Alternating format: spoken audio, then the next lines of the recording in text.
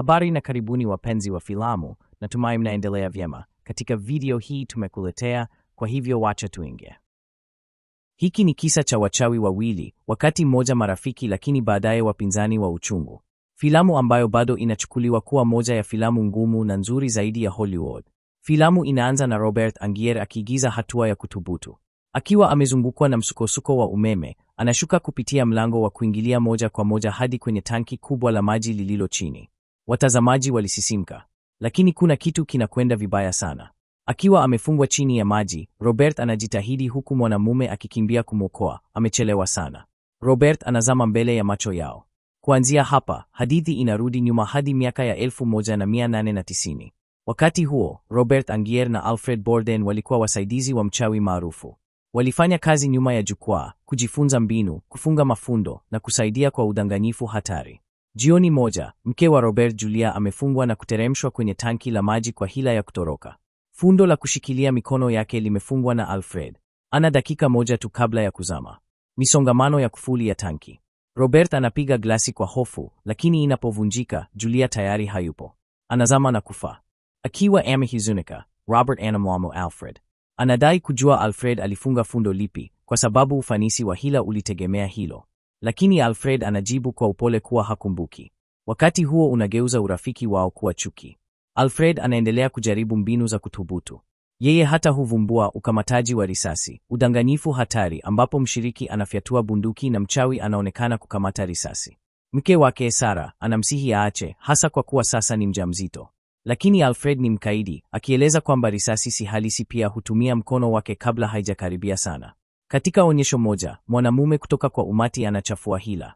Alfred karibu kufa na vidole vyake viwili vinakatwa. Lakini badala ya kuacha, upendo wake kwa uchawi unakuwa na nguvu zaidi. Wakati huo huo, Robert ameachwa amevunjika baada ya kifo cha Julia. Kazi yake ilikuwa hatarini. Anamwendea Alfred, akipendekeza waigize pamoja tena. Kwa muda, ushirikiano hufanya kazi. Lakini hivi karibuni, wivu unakuwa kati yao. Katika hila moja inayohusisha ngome ya ndege, Alfred anaharibu kitendo hicho kimakusudi. Ngome hufunga na kuwa ndege ndani na kuponda vidole vya mtazamaji ambaye alikuwa ameshikilia. Onyesho limeghairiwa na Robert amekasirika. Hawezi kuvumilia hila zinazodhuru maisha ya watu wasio na hatia. Kadiri wakati unavyopita, wote wawili Robert na Alfred wanainuka katika umaarufu, lakini kila mara katika mashindano. Wote wawili wanaendelea kutazama maonyesho ya kila mmoja, wakijaribu kujua siri.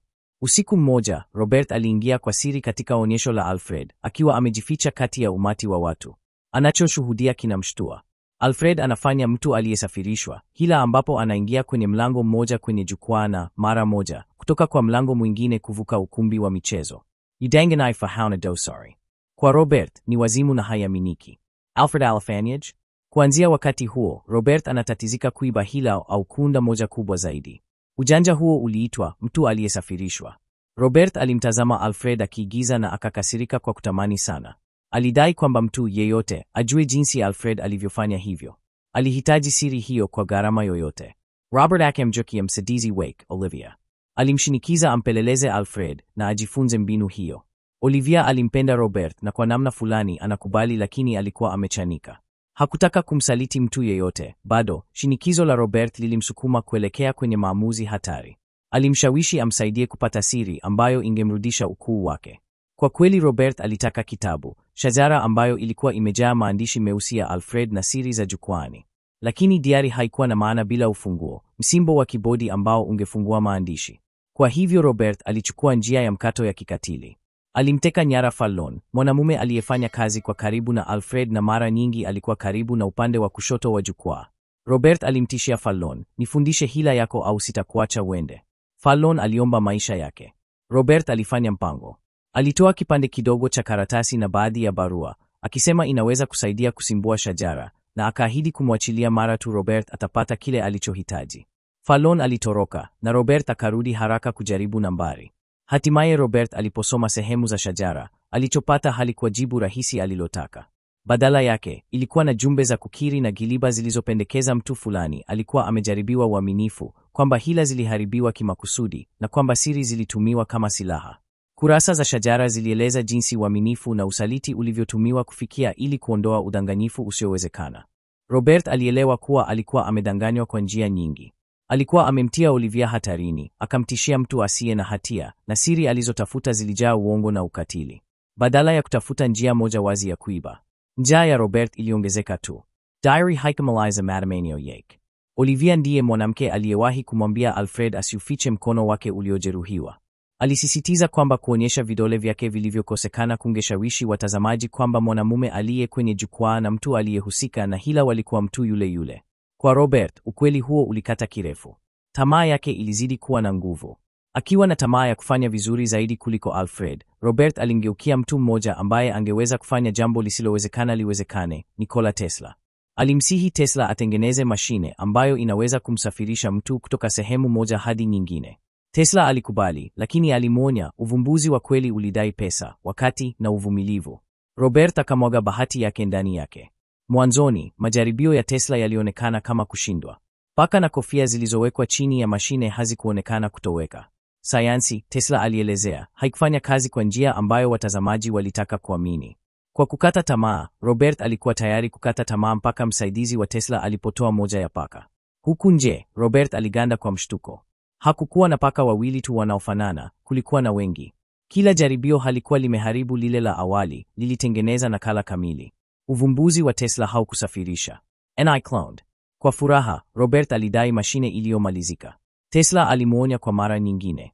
Katika barua, aliandika, "Ninaondoka kwa sababu ya shinikizo kutoka kwa Edison, lakini nimekuletea ulichoomba. Bado, na kuomba, zike mashine hii kwenye kina kirefu cha bahari. Itakuletea tabu tu." Lakini Robert alipuuza onyo hilo. Miaka miwili baadaye, alirudi London na mashine. Akiungana tena na mhandisi wake wa zamani, Chuter, Robert alitayarisha udanganyifu mkubwa kuliko wote. Kwenye hatua, aliingia kwenye mashine ya Tesla. Katika mwanga uliopofusha, Robert alitoweka, ili kuonekana tena sekunde chache baadaye kwenye balkoni, nyuma ya hadhira iliyopigwa na butwaa. Umati ulilipuka. Hawakuwa wamewahi kuona muujiza kama huo. Kwa Alfred, hii haikuweza kuvumilika. Alitazama kutoka kwenye viti, akitetemeka na hasira. Alimnongoneza mpenzi wake Fallon, "Nahitaji kujua anafanyaje. Nini kinatokea chini ya hatua hiyo?" Akiwa amedhamiria, Alfred alifuata onyesho la Robert usiku baada ya usiku. Jioni moja, aliweza kujificha chini ya jukwaa wakati wa maonyesho, taa mkononi. Alichogundua kilikuwa cha kufurahisha, tanki kubwa la maji, lililofungwa vizuri, lililofichwa kwa kila mtu. Bado hakuweza kuelewa madhumuni yake, lakini ilikuwa wazi hila hii ilikuwa nyeusi kuliko ilivyoonekana. Na katika wakati huo, hadithi ilizunguka nyuma hadi mwanzo, tukio ambalo tuliona kwanza. Robert akiingia kwenye mashine, cheche za upofu, kutoweka kwa ghafla. Na chini ya jukwaa kulikuwa na tanki kubwa la maji. Wakati Robert alianguka ndani yake, kifuniko kilijifunga na kumtia ndani. Alfred, aliyejificha chini, alitazama kwa hofu jinsi Robert akipiga hoi, maji yakijaa kwenye mapafu yake. Alijaribu kumwokoa lakini alishindwa. Robert alizama mbele ya macho yake.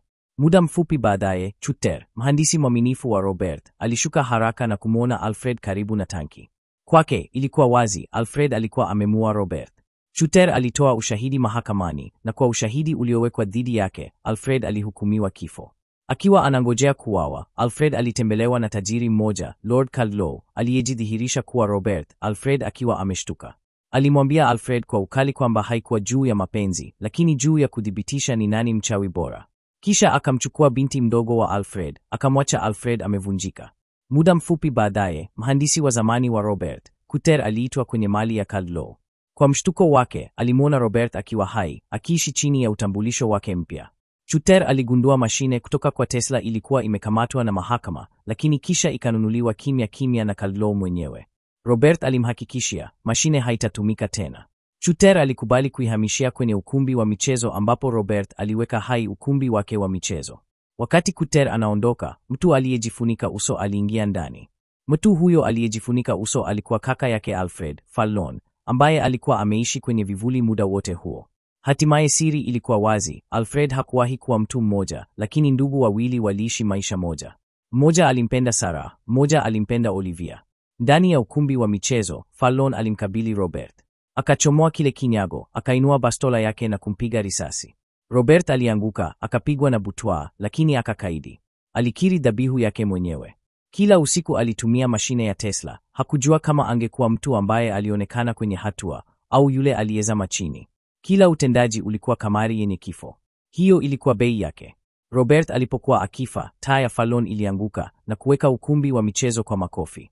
Moto ulifunua safu baada ya safu ya matangi ya maji, kila moja ikiwa imeshikilia mwili wa Robert mwingine. Uvumbuzi wa Tesla haukuwa umemsafirisha, ulikuwa umemtengeneza. Usiku baada ya usiku, Robert aliunda nakala na kumua Robert wa asili kimya kimya. Hadithi inafungwa na Alfred au anayeitwa Fallon aliungana tena na binti yake, akimshika karibu wakati ukumbi wa michezo unawaka. Wachawi wote wawili walikuwa wamefuata ukuu, lakini kwa gharama mbaya sana. Tamaa yao iliwaacha bila chochote ila dhabihu, hasara na kifo. Umeipendaje? Nijulishe mawazo yako hapo chini kwenye comments. Asante kwa kutazama, na natumai umefurahia hii. Tuonane kwenye video inayofuata ya kupendeza. Hadi wakati huo, tunze na tunakutakia kila la kheri, lakini usisahau kulike na kusubscribe.